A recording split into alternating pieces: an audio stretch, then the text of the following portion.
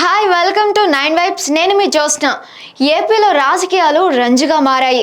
ఎలాగైనా గెలవాలని పార్టీలు ఆరాటపడుతున్నాయి. అయితే చిత్తూరు జిల్లాలో అన్ని సీట్లు వైసీపీనే గెలవాలని వ్యూహాలు సిద్ధం చేస్తోంది.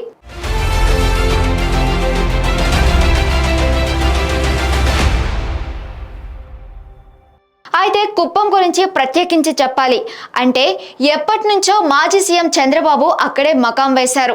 1989, 94, 99, 2004, 9, 14, 19 వరకు కూడా చంద్రబాబే గెలిచారు. అయితే 2023లో జరిగిన మున్సిపల్ ఎన్నికల్లో కుప్పం నియోజకవర్గంలో వైసీపీ విజయం సాధించింది. దీంతో వైనాట్ 175 లాగానే వైనాట్ కుప్పం అని కూడా ఒక స్లోగన్ ఇచ్చారు సీఎం జగన్.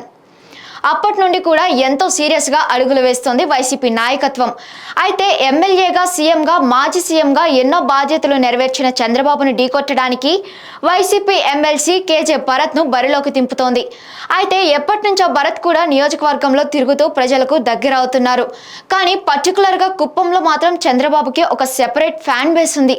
దీన్ని బట్టి వచ్చే ఎన్నికల్లో ప్రజలు ఎలాంటి తీర్పునిస్తారో వేచి చూడాలి. For more updates stay tune on 9 vibes.